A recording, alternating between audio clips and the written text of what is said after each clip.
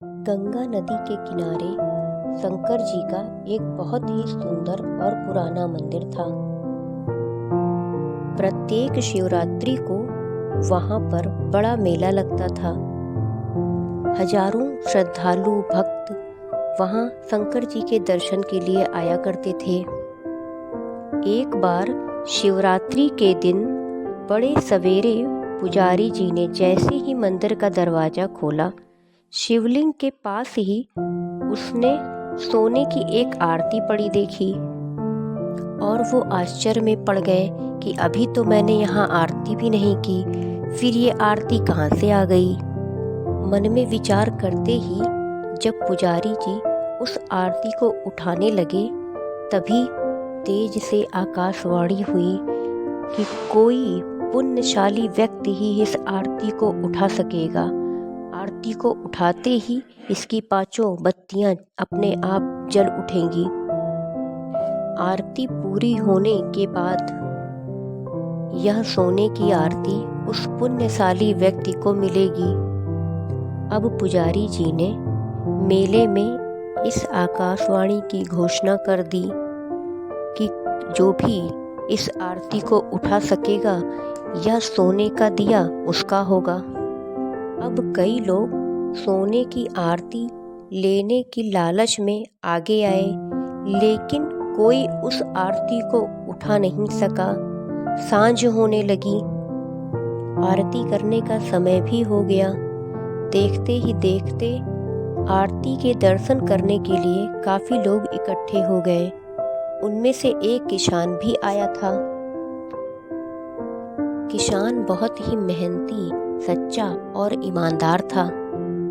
वह शंकर जी के अभिषेक के लिए गाय का दूध लेके आ रहा था। तभी रास्ते में उसने एक आदमी को देखा जो ठंड से कांप रहा था। किसान उस आदमी के पास गया और अपना शॉल उसको उड़ा दिया। तभी उस आदमी ने कहा कि मुझे बहुत जोर की भूख भी लगी है, अगर कुछ खाने को हो तो मुझे दे दो। किसान के पास तो बस वही दूध था जो वो भोलेनाथ को चढ़ाने जा रहा था। अब कुछ विचार कर उस किसान ने वह दूध उस भूखे आदमी को पिला दिया और फिर मंदिर चला गया। जब किसान मंदिर पहुंचा तो पुजारी जी ने उससे भी कहा कि यह सोने की आरती तुम उठाकर देखो। यदि तुम आरती उठा सके तो इसकी बत्तियां अपने आप जलने लगेंगी। फिर तुम शंकर जी की आरती उतारना और इस आरती की थाली को अपने घर लिए जाना। किसान ने कहा, ठीक है, आप कह रहे हैं तो मैं भी उठा के देख लेता हूँ।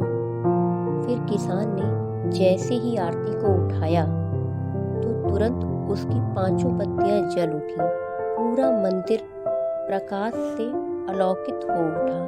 सभी लोग आरतियां गाने लगे और किसान भक्ति में डूबकर शंकर जी की आरती करने लगा। आरती समाप्त होने पर पुजारी जी ने शंकर जी की जय बुलवाई और जोर जोर से जयकारे लगवाए। भोलेनाथ की जय हो, भोलेनाथ की जय हो।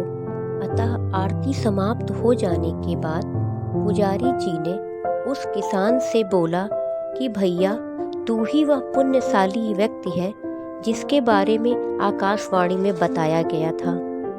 तो उस आकाशवाणी के अनुसार यह आरती की थाली भी अब तुम्हारी है, इसे तुम ले जा सकते हो। यह सुनकर किसान बोला, पुजारी जी, यह सोने की आरती तो भगवान की है, इसे मैं घर कैसे ले जा सकता हूँ। इसकी शोभा तो मंदिर में भगवान की पूजा में रोज इस्तेमाल होने में ही है। तो पुजारी जी, आप इस आरती को मेरी ही तरफ से मंदिर के लिए भेंट समझ लीजिए। इसके बाद किसान ने शंकर जी को प्रणाम किया और प्रसाद लेकर के अपने घर की तरफ लौट गया। दोस्तों, इस कहानी से हमें यह शिक्षा मिलती है कि दुखी और गरीब लोगों की सेवा व सहायता से ही मनुष्य पुण्यशाली बनता है। हमें ऐसे मनुष्य की सहायता अवश्य करनी चाहिए जिसको ज़रूरत हो, और दीन दुखियों की सेवा में ही ईश्वर की सच्ची भक्ति है। तो दोस्तों, अगर आपको ये छोटी सी भक्ति कहानी अगर पसंद आई हो तो प्लीज़ मेरे चैनल को सब्सक्राइब करें, वीडियो को लाइक करें, शेयर करें और कमेंट में श्री शिवाय नमस्तुभ्यम अवश्य लिखें। जय भोलेनाथ। ओम नमः शिवाय। Thank you.